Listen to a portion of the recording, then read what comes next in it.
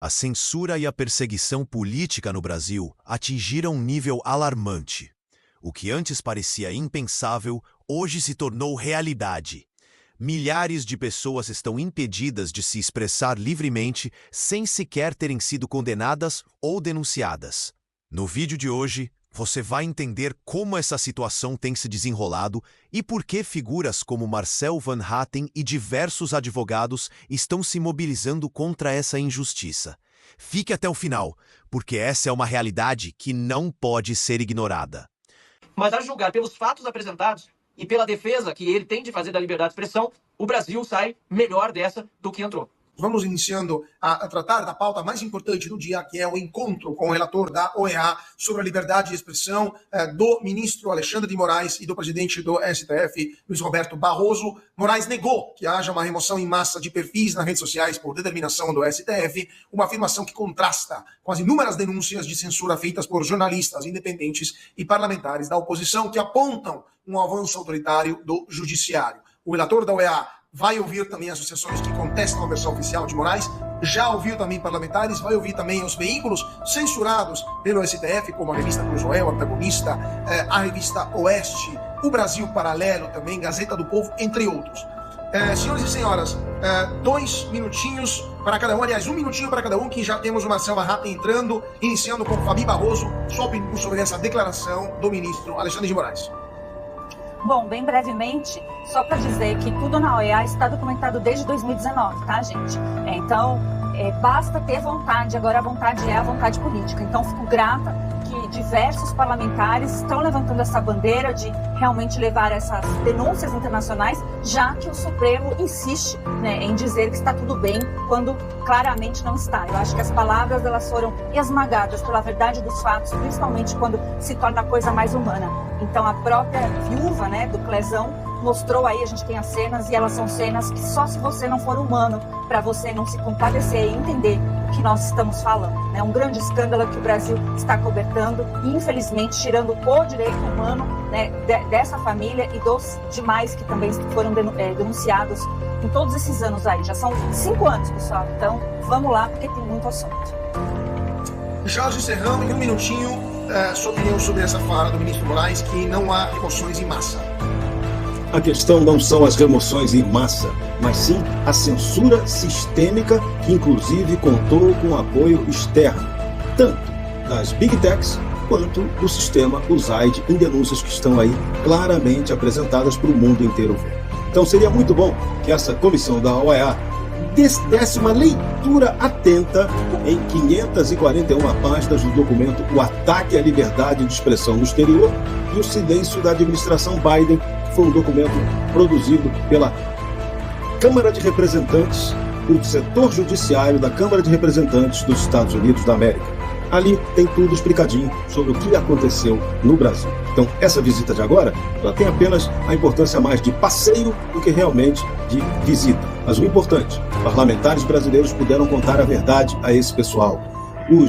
As vítimas do 8 de janeiro, o advogado delas também pôde entregar documentos oficiais. Então, isso cria uma realidade diferente que talvez não fosse esperada pela turma do senhor Vaca. Portanto, ele não pode deixar a Vaca ir para o brejo dessa história. Rodrigo Constantino, Marcel Van Hatten está entrando. Enquanto isso, decidiram começar obras bem aqui de onde estou fazendo o nosso Bradock. Então peço, se não, o barulho for alto demais para o Consta me substituir, cada dia tem uma novidade aqui. Consta, a sua opinião sobre esse ponto? Bom, ou a vaca vai pro brejo, ou vai ter tempo de vaca magra lá na OEA. Porque o Trump e o Elon Musk não estão de brincadeira, estão vendo o que está acontecendo e vão começar a fechar a torneira que sustenta aí o nosso, digamos assim, João Willis da OEA, né? O estilão assim, João Willis. Eu gostaria de pegar tudo isso, e foi bom que os parlamentares tiveram a oportunidade de mostrar muitas coisas, muitos casos, muitas provas, logo depois daquela reunião para inglês ver do STF, que ele deve ter saído com uma gravata de R$4 mil com o logo do STF, né? Mas tudo isso pode ser resumido em uma pergunta. Por isso que a minha esperança em relação à Vaca é uma só. Se até hoje ele não fez nada, a pressão do Trump pode mudar o jogo ou não. Ou ele vai bancar e continuar sendo cúmplice da tirania no Brasil. Porque basta uma pergunta, eu vou fazer até em portunhol, para ajudar o senhor Vaca, né? Senhor Vaca, que pensa você de um juiz que celebra a derrota de um candidato. Nós derrotamos o bolsonarismo, ponto. Eu soube que o Geyer mostrou esse vídeo, os parlamentares, o Marcel, eles mostraram esse vídeo do Barroso dizendo isso num convescote de comunistas, e cá entre nós, em qualquer lugar sério, qualquer tribunal sério, qualquer corte séria, isso basta. A pessoa vai ver um negócio desse, vai cair o olho, vai pegar o olho e botar de volta e falar assim: eu já vi tudo que eu precisava. Um juiz não pode virar e falar: nós derrotamos o bolsonarismo, se vangloriando de que um dos candidatos foi derrotado por ele. Acabou, assunto encerrado. Então nós precisamos falar sério, né? O Vaca vai ter que mostrar para que ele veio. Mas se ele for minimamente sério, o assunto já está encerrado faz algum tempo. Eu queria dar as boas-vindas no Bradock Show, deputado federal Marcel Marraten, do Partido Novo do Rio Grande do Sul. Deputado, é um prazer tê-lo conosco aqui no Bradock Show. Você sabe que eu me atrasei para entrar, mas foi por um excelente motivo. Estou super bem acompanhado aqui, não sei se vocês conseguem ver a mesa toda. Está aqui a família do Clesão, está aqui advogados que se manifestaram há pouco em reunião aqui com o representante da OEA para a Liberdade de Expressão sobre os abusos de autoridade e censura cometidos no exercício da profissão desses advogados e também que prejudicaram uma série, milhares de brasileiros vítimas, né, de toda essa farsa do dia 8 de janeiro e de outros processos judiciais. Eu queria fazer uma menção especial, só antes de devolver a palavra a vocês, ao Instituto Livre Mercado, onde nós estamos, que cedeu esse espaço, Rodrigo Marinho, que mediou os debates aqui todos com brilhantismo, ao meu colega deputado Coronel Meira, que está aqui do lado, e sem demérito nenhum para os demais advogados que estão aqui, todos fazendo um belíssimo trabalho. Eu queria citar o Júlio Paul, que está aqui conosco na sala, e que é advogado da ADF, Alliance Defending Freedom, lá de Washington, e tem nos ajudado lá nos Estados Unidos e veio especialmente para o Brasil para acompanhar todas essas audiências com a OEA. Obrigado, deputado. Então, para o nosso público aqui do Bradock Show, estamos com 25 mil pessoas ao vivo. Conte um pouco para a gente como foi esse encontro com o representante especial da OEA e o que o senhor espera que vai acontecer após esta visita aqui no Brasil e o que poderia mudar também nessa situação que vivemos aqui no país. Carlos, deixa eu começar até pelo óbvio e pelo que preocupa muitas pessoas. Sim, nós temos muito ressentimento com o que aconteceu no passado recente em relação às nossas visitas à OEA. Ressentimento no sentido de que nós esperávamos muito mais. Como eu mesmo disse mais cedo, nós temos visto até aqui que a OEA é parte do problema por não estar agindo até agora e não da solução. Mas também é importante dizer que é graças a esse trabalho de água mole em pedra dura, que tanto bate até que fura, que chegamos a este momento em que o relator para a liberdade de expressão da OEA veio ao Brasil.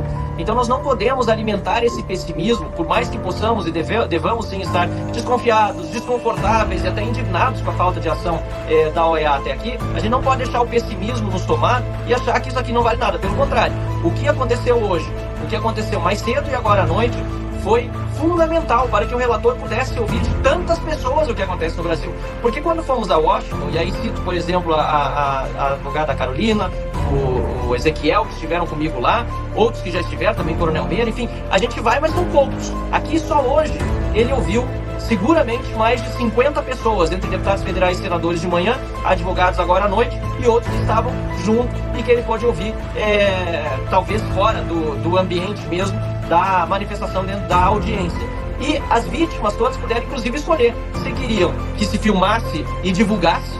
Foi o que eu quis no meu caso, porque achei importante que as pessoas soubessem tudo que falei. Para mim é importante, até para minha proteção, mas outras pessoas têm fundado receio e também têm razão nisso, e por isso preferem que a sua manifestação seja apenas diretamente ao relator, sem nenhum registro, sem nenhuma filmagem. Mas o mais importante é que ele está acolhendo tudo, está tudo sendo registrado e vai sair um documento disso.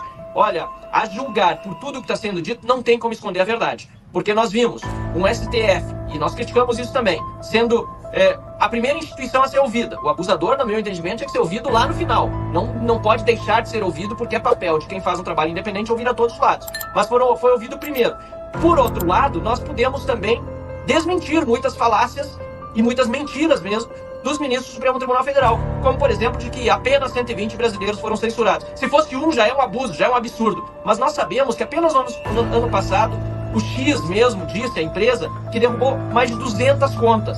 E se nós considerarmos, e temos de considerar isso, todas as pessoas perseguidas por causa do 8 de janeiro ou em outros temas, que não podem usar as redes sociais e não tem nenhuma condenação, não tem nem denúncia, nós estamos falando de milhares de pessoas hoje censuradas no Brasil. E por isso mesmo nós vimos uma entrevista hoje do relator Pedro Vaca, que ele foi, eu entendo, bastante correto na sua abordagem. O repórter perguntou: o que você achou da manifestação do STF? Ele disse: olha, o STF fez a nota dele, mas nós vamos ter a nossa opinião depois. Vamos ver qual vai ser a opinião do relator, mas a julgar pelos fatos apresentados e pela defesa que ele tem de fazer da liberdade de expressão, o Brasil sai melhor dessa do que entrou. O que vimos aqui é um retrato claro de um Brasil onde a liberdade de expressão e o devido processo legal estão sendo postos à prova. Enquanto autoridades como o ministro José Múcio começam a reconhecer os abusos cometidos, a velha mídia e setores do governo insistem em uma narrativa cada vez mais contestada. A verdade está vindo à tona e a resistência contra essa perseguição cresce a cada dia. Agora, cabe ao povo brasileiro continuar vigilante e cobrar justiça. Deixe sua opinião.